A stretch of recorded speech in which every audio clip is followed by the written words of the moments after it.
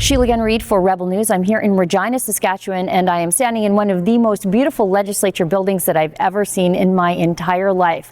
I'm about to sit down with Saskatchewan's Premier Scott Moe to discuss firearms, carbon taxes, pipelines, immigration, sex-safe spaces, and more in an end-of-the-year interview wherein we will discuss his number one issue facing Saskatchewan in 2026. Take a listen. Premier, you were all but wiped out in the cities in the last election. I know one of the key focuses of your party convention was to rebuild the trust of those conservative voters that I think you lost because those people still vote conservative federally. So I guess it's a two-part question. What happened there, and how do you get the trust of those people again? So yeah, you're right. We lost some seats this last election, and when you look across the province of Saskatchewan, we have a number of communities that are growing, but we do have our two largest centres, Saskatoon and Regina, and we have some work to do in those two centres. We do have, I think, there's 17 cities now in the province, which is a lot more than we had just a few years ago. We have representation in 16 of those 17 cities, but admittedly more work to do in light of this last election in our two largest centres, in particular in the suburban areas of those two centres. And we, some of that work is policy work that the government needs to do. Some of that work is party work that we need to do and engaging on the party side as well. And you saw, as we talked the last time, we hosted the largest convention that the Saskatchewan Party has ever hosted this particular year. And then I would say some of that work as well is on myself as leader and on our ministers and on those that are speaking on behalf of our party and the government in the, the tone and the engagement that we bring in that policy development and working more closely with people across the province so that the policy that we're bringing forward is not top-down policy, but they have a voice in that policy along the way. And I'll give an example of just that. We'd introduced on the last day of the Legislative Assembly Compassionate Care Intervention Act. That is introduced on that last day for a reason. There's been much consultation that the Minister of Justice and others have led in getting that bill to where it is today. Legal consultation with the enforcement agencies, with families, which are really driving that particular bill. Now the text of that bill is available for a number of months before we go into spring sitting. People can see it, they can read it, and they can phone up their MLA or they can talk to someone in government and have their input on that bill as we head into the spring session. We need to get that bill right so that it is supporting those individuals that unfortunately have fell to a life of addictions, and their family wants to reach out and provide them an opportunity for a recovery lifestyle. And so that's one example of changing the tone in how we're introducing a pretty significant piece of legislation, and I would say a necessary piece of legislation as per the families' voices in Saskatchewan, that maybe we would have taken a different approach a couple of years ago, and that's maybe an example of how we've changed that approach post that last election and the results that we saw.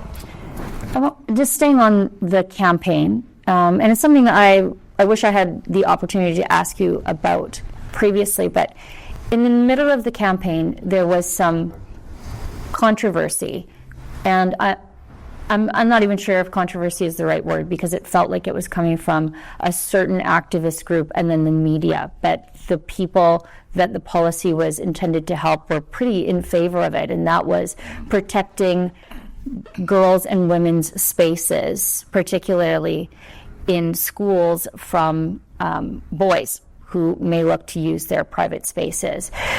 You backtracked on that, and I'm wondering if there has been consultation or space to reconsider that policy. I mean, Alberta is doing this and they haven't taken their foot off the gas pedal. And it's one of those 80-20 dinner table issues where it cuts across most political backgrounds. Would you be willing to reintroduce policies that would protect women's spaces, even if it meant putting you on a collision course with federally funded activists? So are you referring to the bill on parental rights? Well, in the middle of the election campaign, there was controversy that came out around boys using women's and girls' bathrooms in schools. And there was some talk about introducing legislation to protect those spaces for girls, and then you backed right off. Right. So I'll go back to the Bill on Parental Rights and the introduction of that, of which, and then this again gets to, some of the discussion around tone of how the government is moving forward with whether it be policy or legislation or whatever that might be. And, we had talked about that bill, about the use of washrooms, whether it be in schools or in public spaces. The majority of people are pretty clear on what they want to see in that space moving forward, as far as a government policy, whether it's provincial, municipal, or even recreational facilities in rural communities, for example, where I live. The majority of people are pretty clear in that space. Where the tone changed, and I'll come back to the Bill on Parental Rights, is that bill had a high degree of support across families in the province. That being said, that support, I think, lessened when you have to use tools like the notwithstanding clause in order to ensure that the courts aren't able to overturn a piece of legislation or policy that's being introduced by a duly elected government. And in this case, it's the Saskatchewan Party. In Alberta, it's a UCP. But we've seen the notwithstanding clause used the most, and literally dozens of times, in Quebec. Right. Is where it largely has been used in the entirety of Canadian history. And I'll just go back to that notwithstanding clause. It's a necessary tool.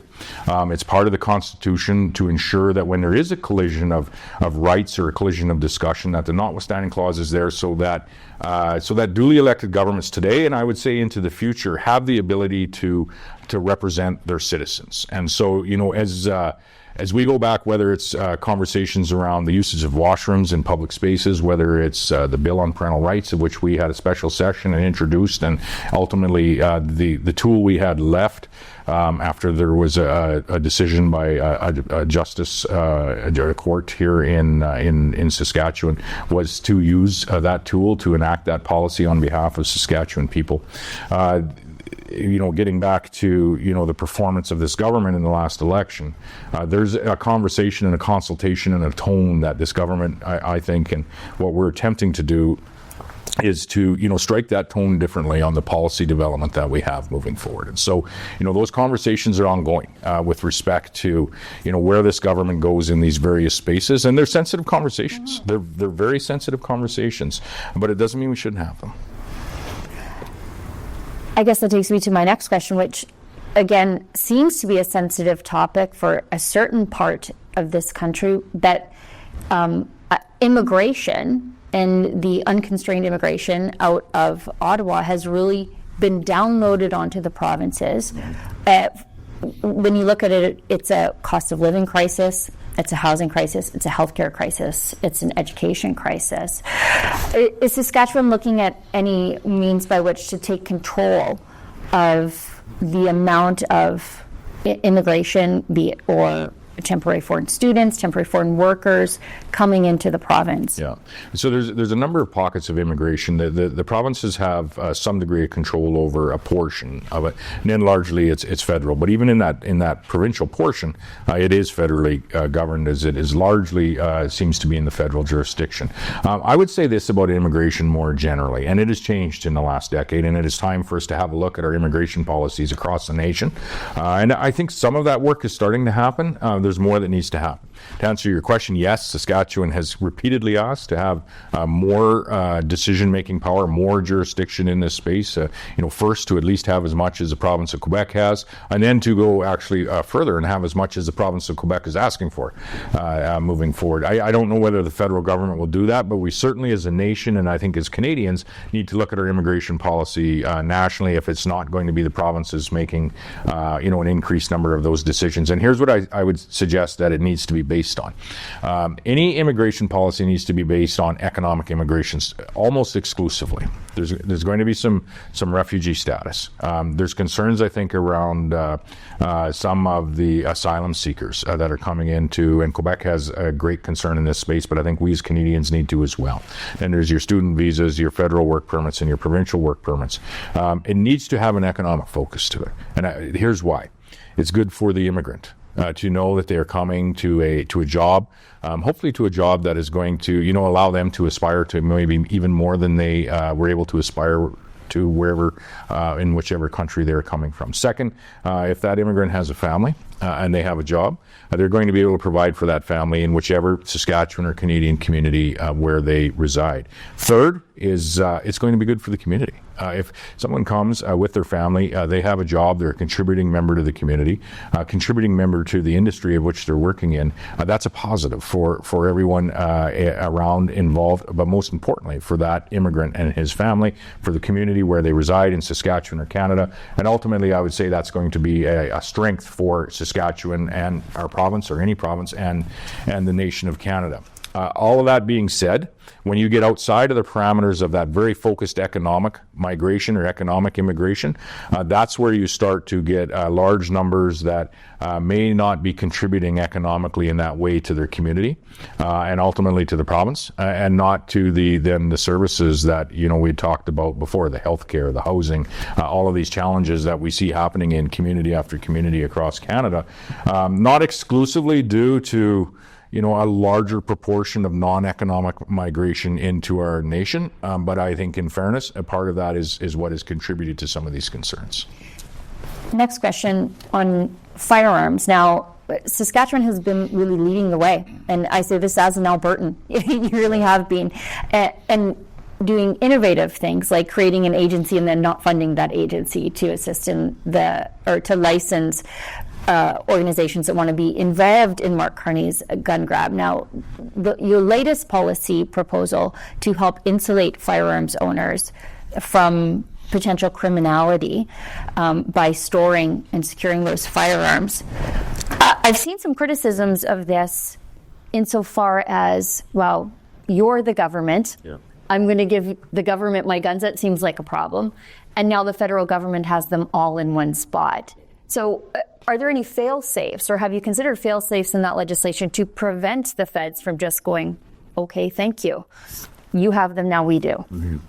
This is going to become challenging. And I see just this morning this implementation is delayed until next year. Yeah. I suspect that's because the minister is finding some challenges in the operations of what I think is a severely flawed plan. Yeah. And not a plan that is in any way indicative of the wishes of at least Western Canadians. And I would say, more largely, I think you'd find Canadians that aren't supportive of this policy the first time it was trying to be introduced a number of years ago, and even now. So a lot of our policy in Saskatchewan is reactive to protect, hunters and firearm owners' rights in this province. And so we are only able to go so far in this space as it is federal jurisdiction. But there are a number of things that we are doing to protect as best we can firearm owners in this province. And so I would first say, yes, we have you can't, no one is going to come get the firearms in Saskatchewan if you have a firearm that's deemed illegal. That's the first piece, is you need a provincial permit in order to go collect those firearms, and that permit allocation department in the government of Saskatchewan is unfunded and will not be funded in the foreseeable future. Second to that, the legislation or the discussion we had around assessing the value of those firearms. Mm-hmm. First, when they're deemed illegal, the value of those firearms is going to decline. And we don't want individuals, if they're going to turn those guns in voluntarily, to experience that decline because of federal policy. They should actually be paid for what the original value of that firearm is. And so that is protecting firearms owners that may want to turn their gun in. I don't suspect that'll be very many in Saskatchewan. But herein lies the trouble, and herein lies the challenge that we don't have a solution for as of yet. When the letters go out, if they do in the new year, if the federal government actually moves on this policy, you don't have to turn your firearm in Saskatchewan because no one's going to come get it. However, the letters will very clearly state that with the implementation of this legislation federally, that you're now participating in a criminal act as per the federal government. Now, I suspect at some point there'll be a government that changes its policy, and so it won't be a criminal act forever. It would be my suspicions. However, for the time being, that may be a problem for some individuals that are in professional careers. And we wanted to protect the value of their firearms should they choose to do something different. And then actually, if we can, store them provincially until such time that the policy might be changed by a future government, and then they could be returned to those individuals as well. This is, I think, most important actually for, there are some firearms that are family heirlooms. They're not just a tangible value; they actually have a much greater value to, the individuals and in that family. And we want to protect those guns from being taken away as well. And so if we can store them for a period of time of when they can rightfully, maybe this policy change, and they can be returned to that family, we're going to do what we can to do that. Now, I want to talk to you about the canola tariffs, which are treated far different than the steel tariffs, despite the value of the canola industry. I suspect that's because the Carney government knows there are no votes to gain or lose out here if they treated the canola industry fairly. But given that we are seeing the complete and total collapse of the electric vehicle industry, Ford is, committing to end the EV F-150. Do you see an end to the liberal tariffs on Chinese EVs that Western Canadian farmers are paying the price for? Yes, and I just don't know when, and the sooner the better. And the challenge with the EV tariff with China, and we would promote removing it all. However, I would like to know what the President of the United States is going to say about that if we should do it. As you know, that is an indirect consequence of the former Prime Minister, as I say, he who should not be named, in his policy of putting 100% tariff on EV cars coming from China with the Biden administration. We have 3 trading partners right now that are relevant to Saskatchewan and Canada, our largest trading partners, the United States, China, and India. We have tariffs or market access issues with all 3 of those most significant economies in the world, and export-based destinations for our province. In fact, about 40 billion of our 45 or 50 billion dollars of exports in this province are going largely to those 3 markets, and then the rest will go to markets around other places around the world. So this is a problem. And there are direct consequences to the decisions that we make and indirect consequences to those decisions that we're making. And I would say, actually, and this might surprise you a bit, is our Canadian government has to do better with respect to not pitting industries against industries, and do better in representing essentially where the value is and where the jobs are in these industries across Canada, and also understanding which industries are operating under, some degree of market protection or a subsidy, because I would say those are not sustainable moving forward, and which ones are not. And when you look at Saskatchewan agriculture or Western Canadian agriculture, we are not operating under any protection subsidies or anything of that nature outside of some of the supply managed industries, and there's conversation coming, I'm sure, there with the United States. However, the grain and the beef industries in our province and in our nation are among the most efficient in the world, operating without subsidies, and we can compete in any country around the world given a fair environment, a fair trading environment. When you look at some of the manufacturing industries and what's happening in other countries around the world, I think it's fair to say that we're struggling to be competitive in that space, and so we need to shift. We need to shift with respect to, how we are supporting the industries and which industries are actually going to be, employing Canadians. And in our case, we're concerned about Saskatchewan and Western Canadians are going to be employing the people that we represent 3, 5, 10, 20 years out. And I think that's going to look different in Canada than what it does today. And that's maybe a statement that no one has said publicly yet, but it's one that I think we've all been thinking about. Yeah, wouldn't it be great if we just let Algoma build Canadian pipelines? Yep. Wouldn't that be something? Yeah, that would work. That would work. Now, I want to talk to you about what we call in Alberta the sort of elephant in the room, and that is the separatism issue. Now, I don't think that the separatist sentiment is quite as high in Saskatchewan as it is in Alberta, but I think it is a thing here. Yep. And, I think it was probably a conscious choice to not discuss it at the Sask Party convention. But I've seen polling that shows that it's anywhere from 25 to 33% of people in Saskatchewan have some form, whatever that means, of separatist sentiment. And I would suspect that every single one of those people is within the Saskatchewan Party. So how do you deal with that? Do you take the Danielle Smith approach and say, it's not for me to decide, it's for the people of Saskatchewan to decide? Or do you try to contain it? all of those things. And I would say, just first of all, one of the very founding principles of this party is to build a strong Saskatchewan, strong province within a united Canada. Given the last 10 years of where we have seen these policies being imposed on us as a province by the former Prime Minister and his government, that has been very, very challenging. And myself, I have felt, these feelings of frustration, if you will, as we see policies that are impacting industries that are employing people and have built our communities in Saskatchewan and Alberta and Manitoba and British Columbia for, not decades, but over a century. The oil industry, the mining industry, we see now using that technology in Saskatchewan in the lithium, helium industry, and others. We have, uranium, we have potash, we have copper now, an expansion of all of those industries with new mines that are in the hopper and are attracting investment today. And so to have those industries that are employing Saskatchewan people hindered, there's a lot of frustration that pours out, and from myself as well, you've seen over the course of the last decade. That being said, and I talk about, I hear people talk about Saskatchewan, separating and these sorts of things. And I'm not sure exactly what we gain in that with respect to market access. I'm not sure what we exactly gain in that, in us being able to access in a more free way, a Northwest port, whether it be for Saskatchewan and Alberta oil, or whether it be in the more port capacity for, the grain products and the potash products that are going through the Port of Vancouver. We're seeing now that Saskatchewan companies and industries are actually making that investment outside of Canada to access the world, most notably in Washington and the Port of Oregon in that space. And, that's one of our largest concerns actually from this province is how do we actually sell our food, fuel, and fertilizer to those 160 countries around the world. And so I take actually a little bit of a different view in that sphere with the current Prime Minister. And I won't agree, and I don't agree with the current Prime Minister on a number of things,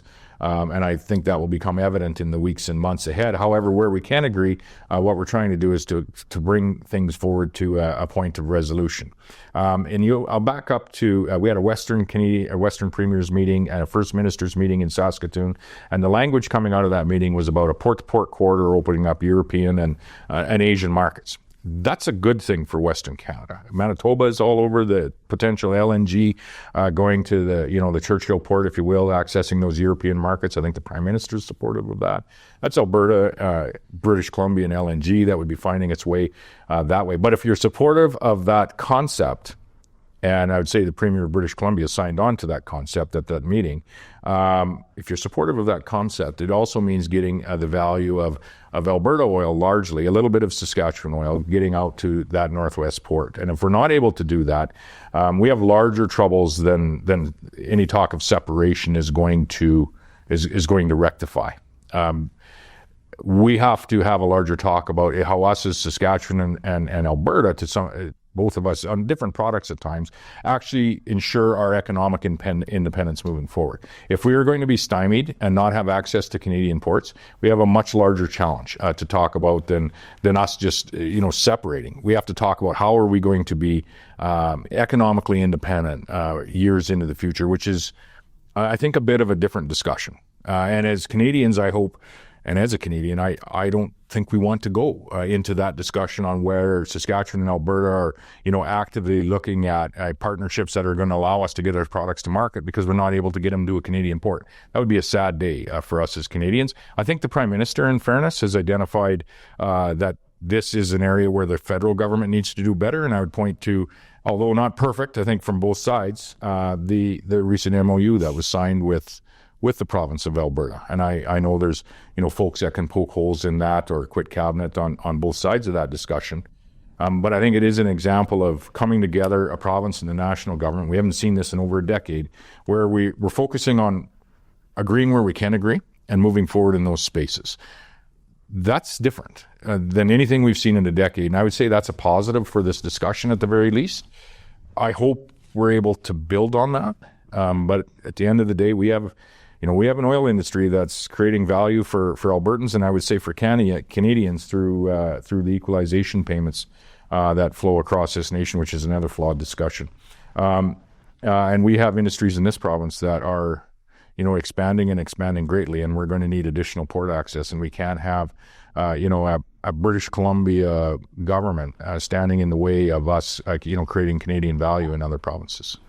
I just want to push back on that for a second, Premier, and I realize we're running out of time, but is that, you point to the MOU, but is that MOU worth anything when the Liberals voted against the wording of it when a motion was introduced by Conservatives drawing from the language of the MOU? So, I mean, we can point to the MOU all we want, but it appears to be just theater. So I guess my question to you is then, what's the or else?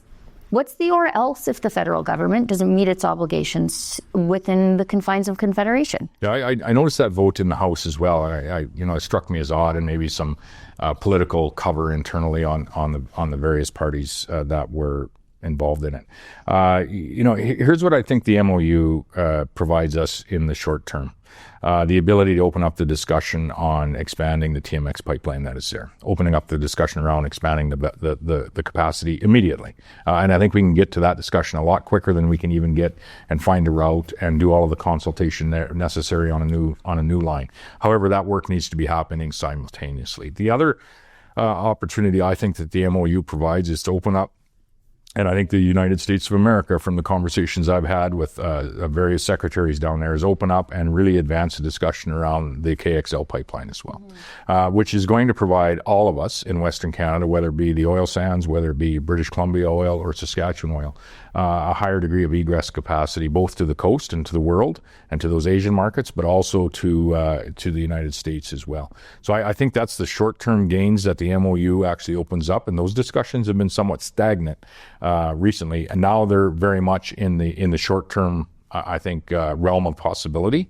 But while those two discussions are happening and action is happening in those space to create some additional egress capacity, we also need to be doing the work, and it's years of work, as we know, to advance that Northwest pipeline. Again, if we truly want to, as the Prime Minister says, advance beyond the Americans for our export markets, if we truly want to become one of, an energy superpower, or we want to become one of the strongest economies in the G7, which are all Prime Minister Carney's words, there is no path forward without advancing the egress capacity that we have for the energy industry.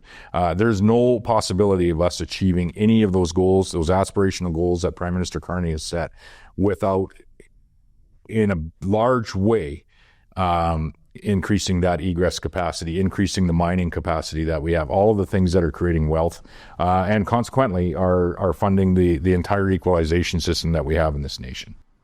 Last question, Premier. Number one issue facing Saskatchewan in 2026, what is it? I would say for us locally in Saskatchewan is, and we're very focused on this, is improving healthcare, specifically improving people's access to a primary care provider. And the time that we have to a surgery. Now, we're doing all right relative to other provinces in that space. However, that isn't the goal. The goal is to actually deliver a healthcare system in this province that the people of this province come to expect. So there's other issues: affordability, cost of living, what's happening in our education sector with respect to our K-3 outcomes, community safety, a significant issue, and we're very much working alongside with Alberta on the recovery-oriented system of care, increasing enforcement, taking the drugs away from those individuals that have this poisonous substance in our communities, and it's literally killing our friends and family members, and it's awful, and it's changed, and we need to change how we approach it. But I would say the number one issue for us in this province, and back to not just our urban centers, but every family across Saskatchewan, is: do I have access to a primary healthcare provider? And do I have access to a surgery if I need it in a timely manner? And we're going to have the answers to those questions over the course of this next year. We have a base of hiring that is happening in the healthcare system. Now you're going to see in the next number of months going into the next year a very open discussion. You're seeing some of it in Alberta recently too, but a very open discussion about delivering healthcare in a very innovative way, a different way, and always putting the patient at the very center of that discussion and the service that patient expects and is able to be provided. So that's maybe not the answer you expected with the broader economic headwinds that we maybe have, and how Saskatchewan is managing our way through all of those, advancing our economy so we're able to make these investments, but it is actually a space where this government and the cabinet that meets in the room next to us here are very, very focused on. And that's, like I say, that isn't probably what you expected, but it's a focus that this government has. Premier, thank you for taking the time to speak with me today, and Merry Christmas. Hey, Sheila, I'd just say thank you as well. You attended our convention. I did. Thank you for that. Thank you for what you do as well with Rebel News and just being a voice. There's many of us as Canadians don't agree on everything, but there's a large number of things that we do agree on. And it's good, I think, even in the realms of the media that's being reported, that we have different voices in that media reporting from different perspectives. And I think that's very, very important. And I think Rebel News, brings one of those perspectives to the people. In whether it be Saskatchewan, Alberta, or across Canada.